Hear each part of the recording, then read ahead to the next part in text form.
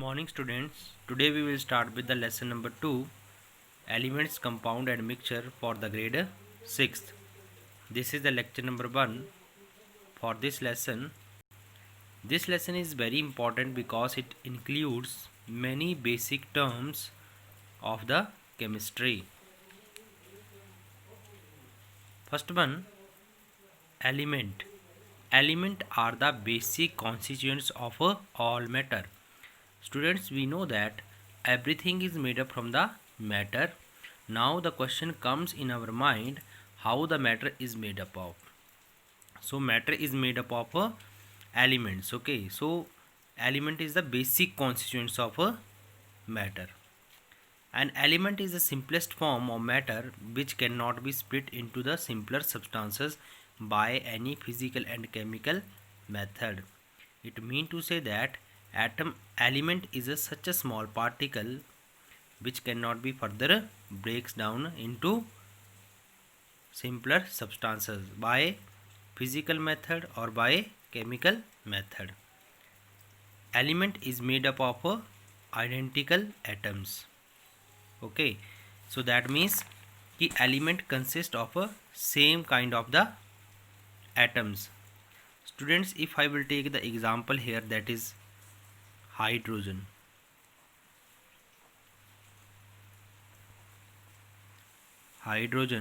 Now this hydrogen is made to clear this picture, I will draw the picture of a hydrogen element like this. So hydrogen is an element and it consists of a very small particle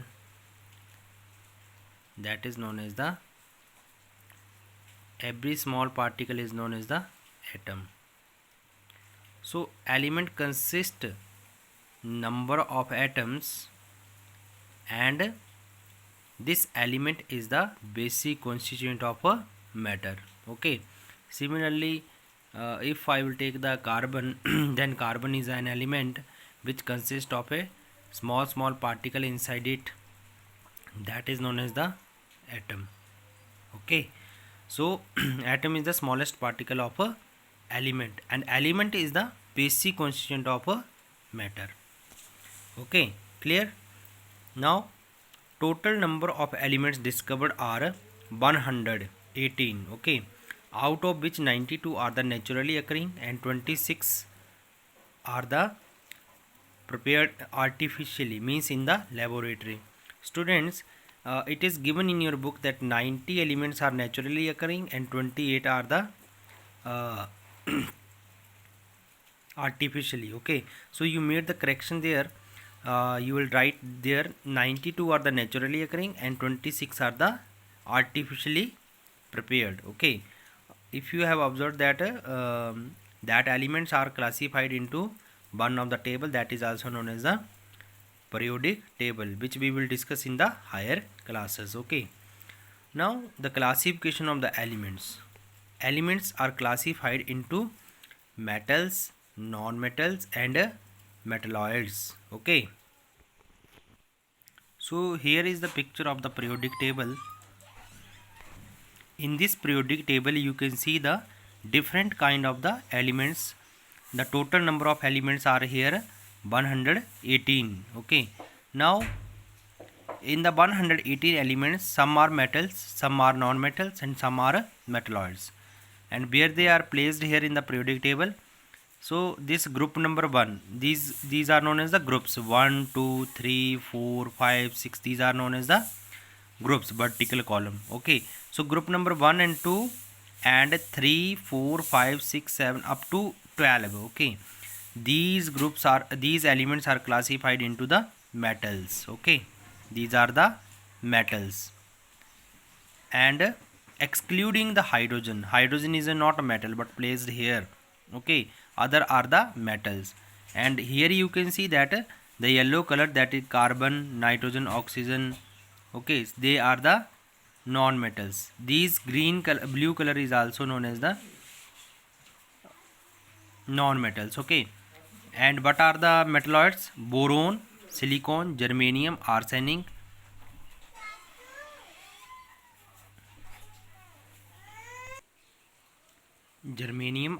arsenic, antimony, tellurium and polonium.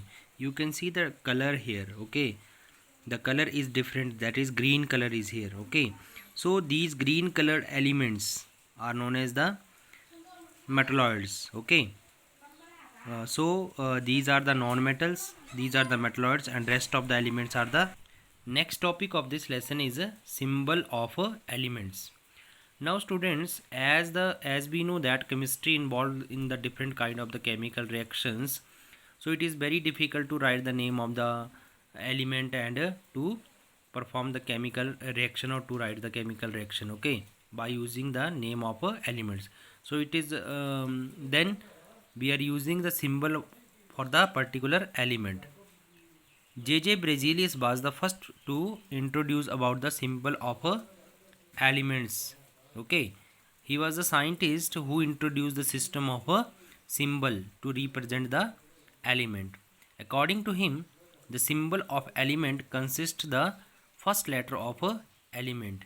It means whatever the first letter of any element name, that can be used as a symbol. For example, hydrogen, the symbol of the hydrogen is H, first letter. Okay, carbon C. Second, the element which have the same first letter. Okay, then we can choose the second letter of the element name, but the first letter is written in capital and the second one in the lower case. For example, carbon, copper, calcium, cadmium. Okay, all these elements starts with the C only. So in that case, for the carbon you will use only C, but the copper you can use the Cu. This symbol is taken from not from this name. This symbol is taken from the Latin name of the copper. Okay, Latin name of the copper is cuprum. So we can use the C here. Okay, and the second letter, that is U. The first letter is written in the capital and second one in the lower case. For example, next calcium, calcium C, and next letter is A, Ca. Then cadmium. Now you can see here Cadmium. Here you can see Ca already we have used in the calcium, so we cannot use this second letter in the cadmium, so we can choose here D. Okay, Cd. This is the symbol for the cadmium. Okay, next rule is that some of the symbol of elements are derived from their Latin name. For example, sodium, according to the rules the symbol of the sodium should be S, but it is not a S, it is a Na. So this Na symbol is taken from the Latin name of the sodium, that is natrium. Okay, similarly gold, the symbol of the gold is Au, from the Latin name of the gold, that is aurum. Okay, potassium, the Latin name of the potassium is kalium, so the symbol of the potassium is K here. Now the definition of the symbol. What is symbol? It is the shorthand notation of an element. Okay, then significance and importance of a symbol. It represents, it means to say that if I will write the symbol of any element, for example I am writing the sodium here, so what does it signifies? What is the importance of this symbol? What does it represent? So the symbol of the element represent name of element. If I will write the symbol of any element, for example K I will write, then directly I came to know that the symbol the element is a potassium. Okay, name of the element, then one atom of an element. If I will write only K, then it represents the one atom. If I will write 2K, then it represents the 2 atom of the potassium. If I will write 3K, then it represents the 3 atoms of potassium. So if I will not write anything here, then it represents only one atom of an element. Okay, next is mass of an element in grams. Okay, it means that already you know that while we are arranging the elements in the periodic table, we are having the two important term, atomic number and atomic masses. Okay, so the symbol also represent the atomic mass of an element. Okay, so mass of element in grams, it also represent. For example, the sodium, the atomic mass of the sodium is a 23. So it represents the 23 gram of sodium. Potassium, the atomic mass of the potassium is a 39. Okay, so the atomic mass of the potassium is a 39 gram. It means that one symbol of an element can also represent the atomic mass in grams. Okay, here I have given the example of hydrogen. Here hydrogen, H represent the hydrogen element, one atom of hydrogen and 1 gram of hydrogen, because the atomic mass of the hydrogen is 1 gram. Okay, so I will end this video here only. Next we will discuss molecular formula of an element in the next lecture. Okay, thank you.